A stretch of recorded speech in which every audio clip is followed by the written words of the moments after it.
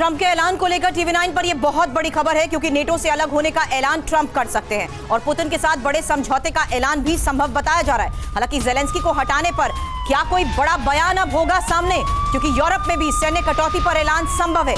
इसमें इंपॉर्टेंट है कि कैसे ज़ेलेंस्की को हटाने पर बयान ट्रंप दे सकते हैं। पुतिन के साथ बड़े समझौते का ऐलान संभव, यानी नेटो से अलग होने के ऐलान ट्रंप कर सकते हैं। और ये सबसे बड़ी खबरें सामने आ रही हैं, जहां ट्रंप के ऐलान को लेकर ही एक डिटेल इंफॉर्मेशन, एक्सक्लूसिव खबर आपको टीवी9 बता रहा है। और आइए अब आपको बताते हैं कि क्या हो सकती है ट्रंप के ऐलान से जुड़ी बड़ी बातें। पहला, ज़ेलेंस्की पर दांव। जी हां, जब तक ज़ेलेंस्की राष्ट्रपति तब तक अमेरिका की मदद नहीं, यह फैसला मुमकिन है। यूरोपीय देशों के सामने ज़ेलेंस्की को हटाने की शर्त संभव है।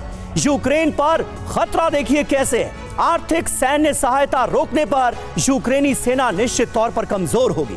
पुतिन के लिए यूक्रेन को नेस्तनाबूद कर देना आसान हो जाएगा। हालांकि यूरोप पर दबाव भी समीर समझना बहुत जरूरी है, क्योंकि यूक्रेन में ज़ेलेंस्की को हटाने का समर्थन करने की मांग संभव है और यूरोपीय देशों से युद्ध विराम का दबाव डाला जा सकता है। हालांकि नेटो पर ऐलान, क्योंकि नेटो से अमेरिका के अलग होने का ऐलान जिस तरीके से संभव माना जा रहा है, नेटो बेहद खर्चीला, यूरोप अपनी सुरक्षा खुद करे, इस बात के संकेत कुछ दिन पहले दिए गए बयान से भी सामने आ चुके हैं। वहीं रूस के साथ समझौते को लेकर भी सबसे बड़ी खबर यह, क्योंकि अच्छे संबंधों का हवाला देकर नया समझौता अगर समीर होता है तो यह बहुत बड़ी बात होगी और रूस के साथ बातचीत से यूरोपीय देश भी जाहिर सी बात है असहज हो सकते हैं। समीर जी हां, यूरोप में सैन्य कटौती का जहां तक सवाल है, नेटो मिशन में भागीदारी घटा सकते हैं ट्रंप। यूरोप में सैन्य तैनाती को कम कर सकते हैं। वैश्विक संतुलन में बड़ा बदलाव आने वाले वक्त में मुमकिन है।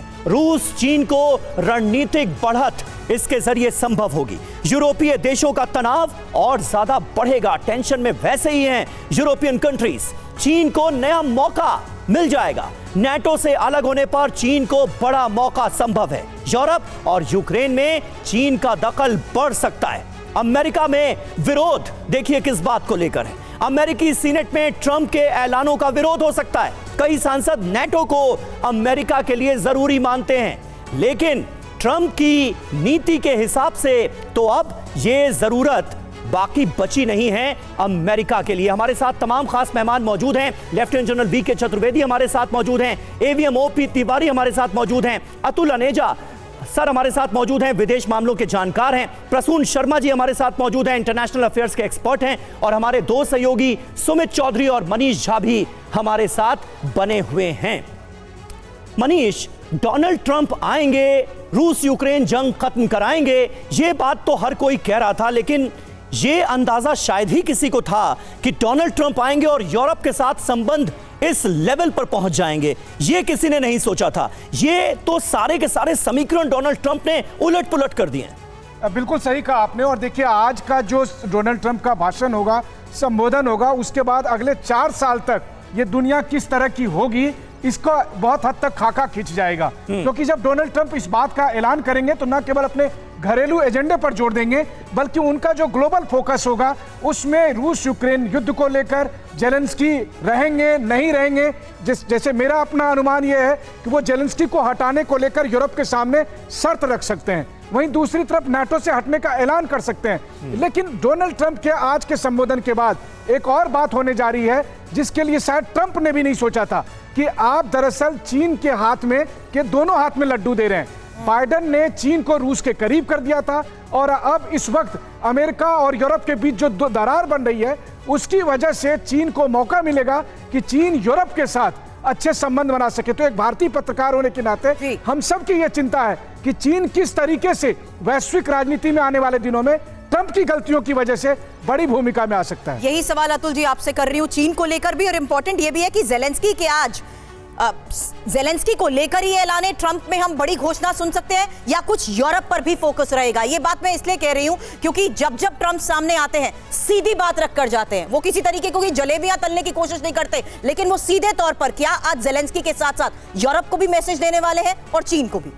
हाँ, ये तीनों जगह, एक तो ज़ेलेंस्की को मैसेज, लेकिन ज़ेलेंस्की और यूरोप एक साथ जुड़े हुए हैं इस वक्त। हाँ। जो हुआ डोनाल्ड ट्रंप के साथ एक तरह से एक जो सिचुएशन पैदा हुई थी व्हाइट हाउस में 2 दिन पहले, उसके बाद जेलेंस्की यूरोप गए हैं। अब जो है अमेरिका ने दोनों की तरफ एक तरह से हमला बोला है कि जेलेंस्की के ऊपर भी और यूरोपियंस को बोला यू फॉल इन लाइन।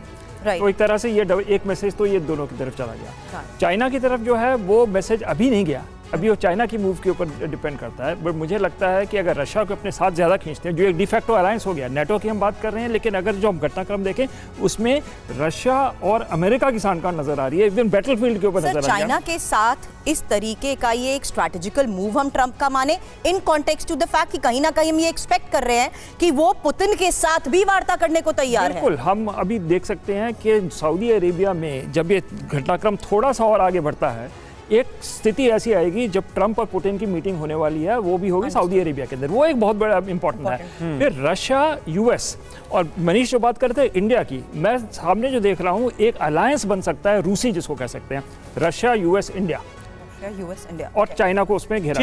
ठीक है। और इसीलिए हम कह रहे हैं कि अब सारे समीकरण, विश्व के तमाम जो वैश्विक समीकरण है वो बदलते हुए नजर आ रहे हैं।